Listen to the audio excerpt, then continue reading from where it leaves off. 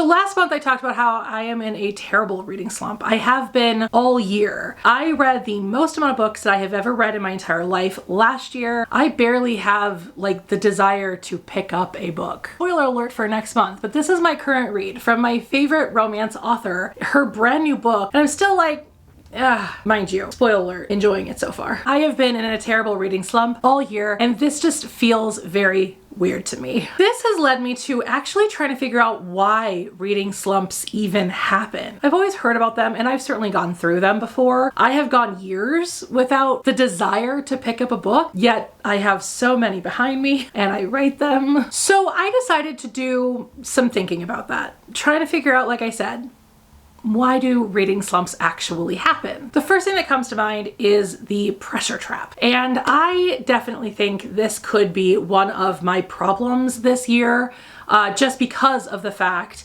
that I have set a pretty substantial reading goal. Last year was actually quite simple because one of the books that I wanted to read each month was something that I loved already and just had never read the source material of. I also discovered Abby Jimenez last year, and I devoured every single one of her books, which is why having trouble reading her newest one has been really a challenge. So I was excited about reading again for the first time in a really, really long time. And so I set another substantial goal for myself this year, thinking that that excitement was going to continue. And without certain challenges that made this goal a bit easier, it feels like a lot of pressure that I just don't think I need in my life right now. Not to mention, work has been very strange. As you can tell, my voice is not quite here.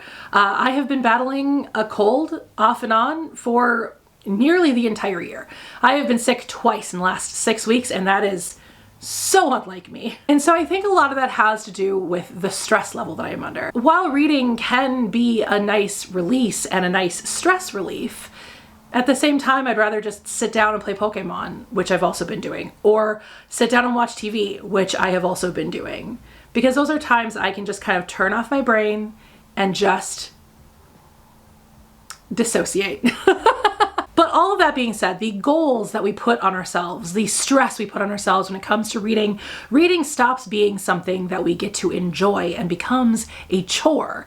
And I think maybe that's my problem this year. Now, people who are neurospicy like myself, specifically with ADHD, this might feel a lot more likely, and that is the dopamine problem. There are so many things that can spike dopamine inside of our brains. Buying something, for example, or even a food, or scrolling through social media for hours upon hours upon hours. Catching a brand new Pokemon that I've never seen before because I am so behind that I'm only just now playing Shield. And sometimes reading can give you a dopamine hit, but a lot of times reading requires an investment.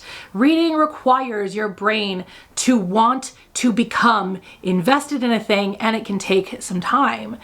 Where you can just throw on a 6-second video on TikTok and have that dopamine hit.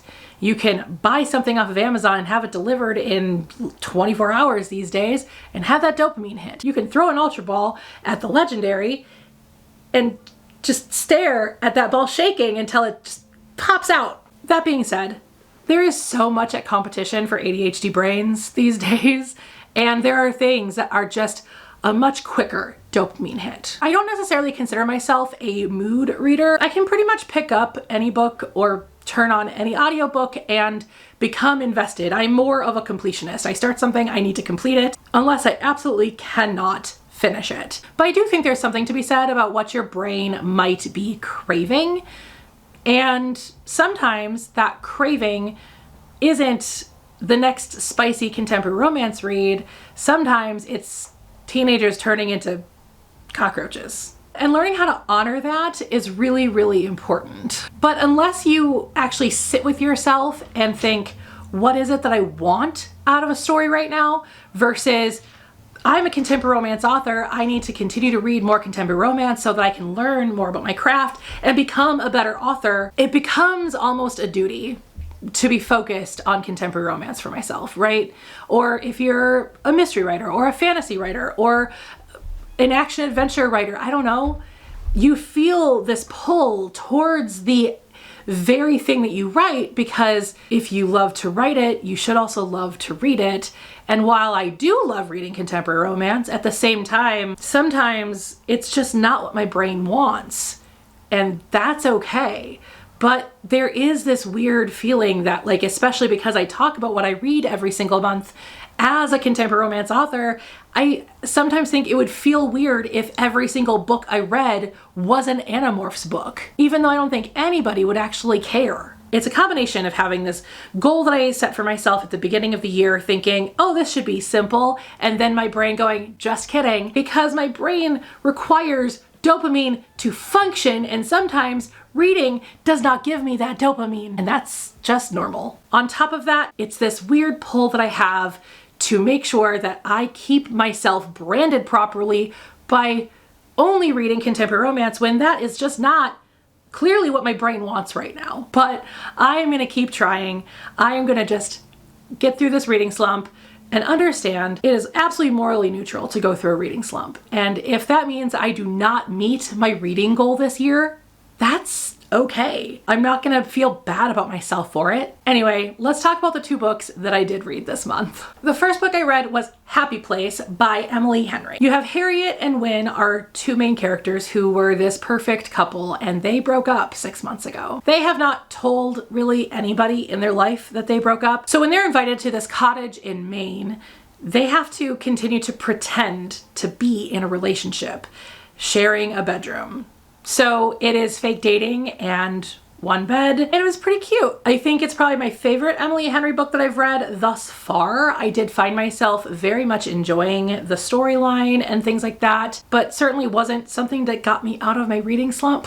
And I was really hoping it would, because I did enjoy it, but man, it was not like, that was perfect, I need to read another book immediately. Then the next book I read was the 28th Animorphs book, The Experiment, which is an Axe book. So in this book, the Yeerks have discovered a new way to make more willing hosts. Because if you don't know about the lore of Animorphs, essentially there are voluntary controllers and involuntary controllers, and involuntary controllers are really hard to control when they are not being infested, because the Yeerks do have to leave the host every 3 days to feast on the Kandrona rays. So because of that, they have to control the now no longer controlled host body. And so they started this new experiment that could take away the willpower of humans, which could speed up the infestation of planet Earth. So yes, they have to stop the Yeerks in this new pursuit of theirs, because obviously taking away willpower from people is really bad. I mean, so is infesting them with slugs that control their brains. But this makes it even more dire and even more nefarious. If you know anything about me, Axe books and Marco books tend to be not my favorite narrators. Axe is fun because he's discovering how to be human all the time, and he's obsessed with cinnamon buns and eating in general because, in his Andalite form, he doesn't have a mouth. So when he gets to experience eating, talk about dopamine hit, he gets really excited. May not be my favorite narrator of the series, but I do enjoy elements of Axe books, and this one was pretty good. This part of the series is where they really started to play with a lot more dark elements. I mean, already at this point, because we've been through the David trilogy already at this point. So they start to play with a lot more dark elements going forward, and it only gets darker from, I would say book 19 forward. So this one definitely got pretty dark, and where the kids were facing more morality issues more than they were good versus evil. I liked this one. It was pretty good. So that's it. That is all I read this month. I didn't even pick up a book until halfway through the month. So hopefully I can get more done and more read and be more excited about the books I've read when we talk about this again next month. And hopefully this laryngitis is gone and my voice is 100% back. Let me know in the comments below the reasons you end up in reading slumps and how you go about fixing them, because maybe something that you say will help me get out of mine. Anyway, I will see you all next Thursday with a new writing update. And boy, is it going to be an interesting one. I'll see you all next week. Bye.